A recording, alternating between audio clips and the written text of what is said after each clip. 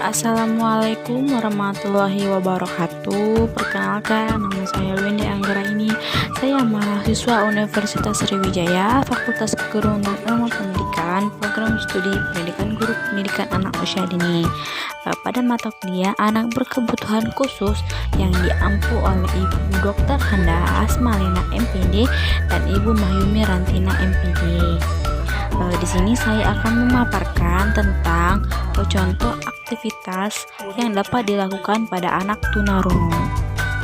Apa sih tunarungu?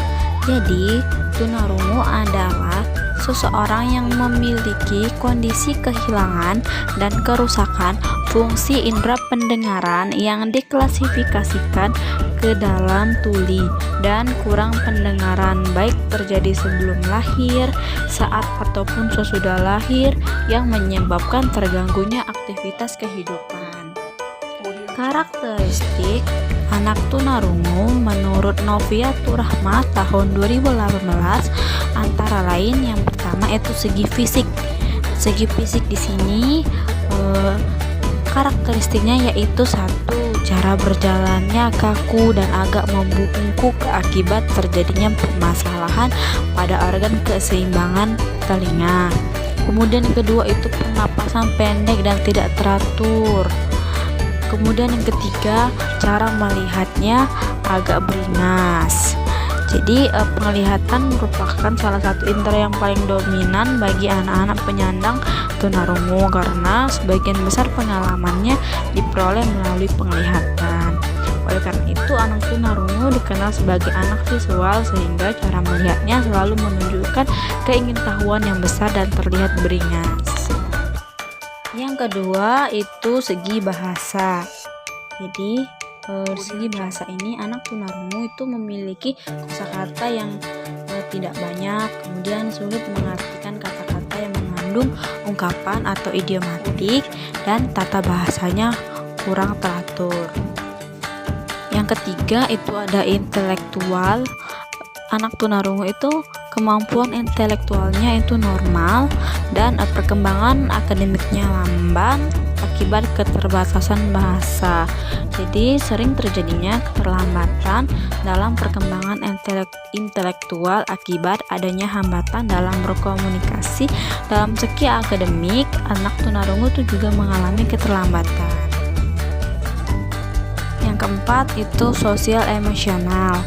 Pada anak tunarungu sering merasa curiga dan berprasangka. Sikap seperti ini terjadi akibat adanya kelainan fungsi pendengarannya.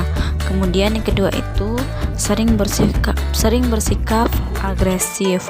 Anak-anak tunarungu bersikap agresif karena mereka merasa tidak bisa mengartikan apa yang dikatakan orang lain.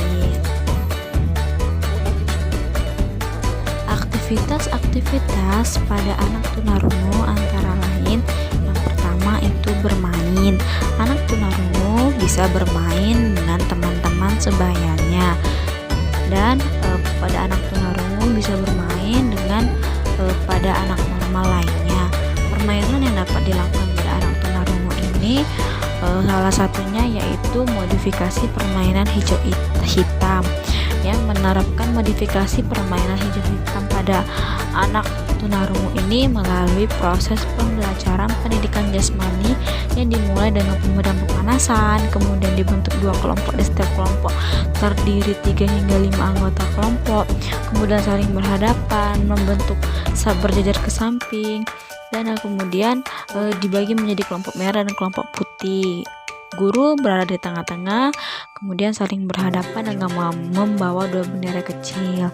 Nah, dengan permainan ini anak tunarungu dapat bermain dengan teman-teman sebayanya atau dengan anak normal lainnya, tentunya dengan menggunakan bahasa isyarat dan bahasa yang mudah dipahami oleh anak tunarungu.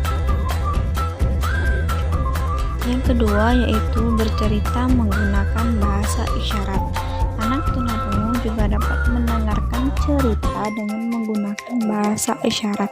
Di sini guru dituntut untuk memahami bahasa anak tunarungu dan mengajarkan anak tunarungu bercerita menggunakan bahasa isyarat dengan menggunakan berbagai media yang menarik seperti seperti menggunakan media buku cerita, boneka tangan, dan lain sebagainya.